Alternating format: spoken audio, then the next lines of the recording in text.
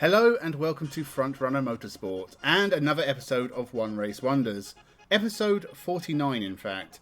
This is also the end of our Swedish driver trilogy. The Scandinavian nation had 3 drivers who took part in a single Formula 1 race. We have already looked at the life and careers of Bertil Roos and Torsten Palm. Now we are moving on to our final Swede, Conny Andersson. What I will say about all of these Swedish One Race Wonders is none of them were bad drivers. They all just seem to have an issue finding enough funding to run a Formula 1 career, a problem many from all over the world have had.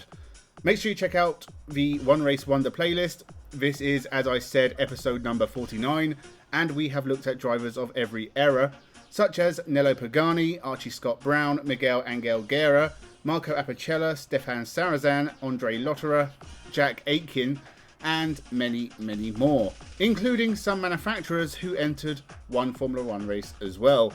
So make sure you subscribe so you don't miss episode 50, and let's jump into the video. Conny Andersson was born in 1939. He spent his early years competing in motocross and working for his dad's car dealership and garage.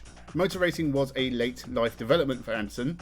It was after a visit to the Nürburgring in the late 70s, and already with a family of 4 daughters, that Conny Andersson purchased a second-hand Brabham and started racing in the Swedish Formula 3 Championship at the age of 29.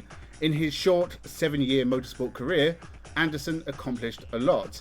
Much like Torsten Palm, Conny Andersson was stuck at the Swedish Formula 3 level by a lack of finances, but acquitted himself well when he did venture outside of Scandinavia. He started winning races in Sweden in 1971, whilst also racing in Britain, France and Germany. And he took his first Swedish F3 Championship in 1972. He finished runner-up to Håkan Dahlqvist, but also took a win in British F3. And in 1974, Conny Andersson upgraded to a March Toyota and went into overdrive, winning the Swedish Formula 3 Championship for a second time, but also taking wins in both Britain and Germany. In fact, he won 8 of nearly 40 races entered and got a podium at more than half of the races he completed. 1975 was even more impressive in many ways. Despite not winning a championship, he finished runner-up in both the Swedish F3 Championship and the first ever European Formula 3 Championship, losing out to Larry Perkins. He even won the Monaco F3 race, but lost it after being penalised for a jump start.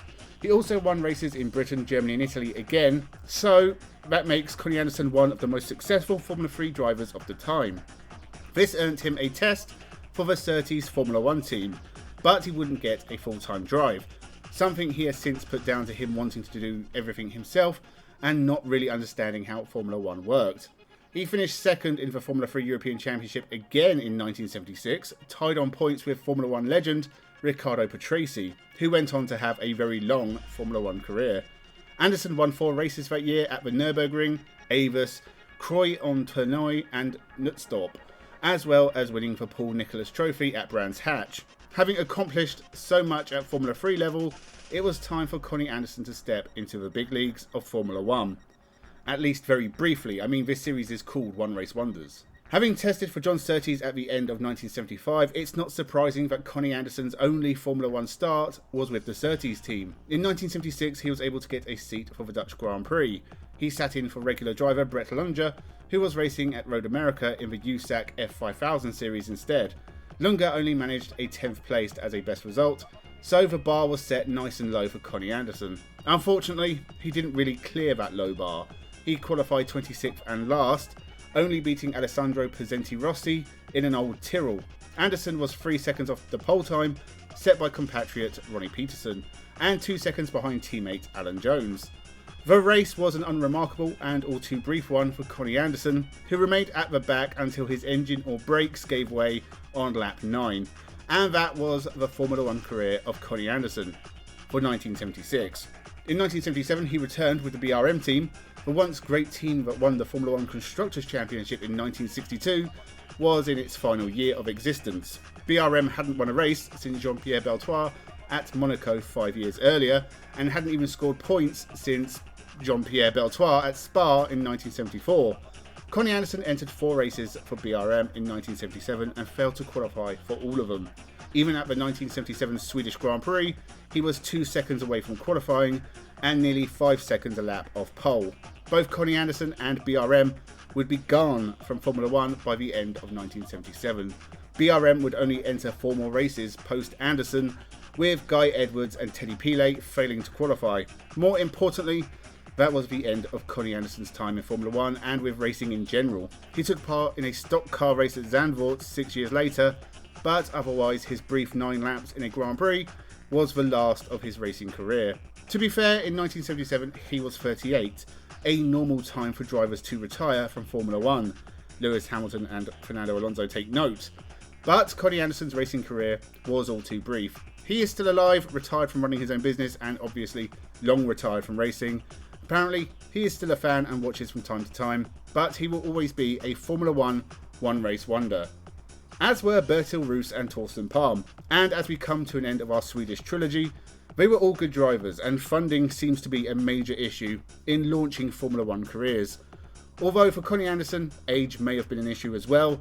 Only 3 Swedes would race in Formula 1 after Conny Andersson: Slim Borgard, Stefan Johansson and Marcus Ericsson.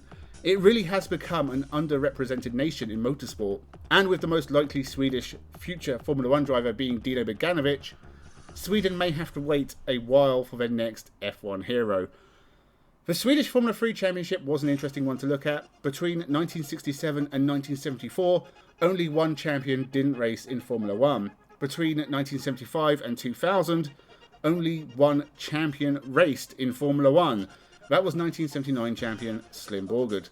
Ted Bjork won the Swedish Formula 3 Championship in 1999 and never got close to Formula 1, outside of a few international F3000 drives in 2002.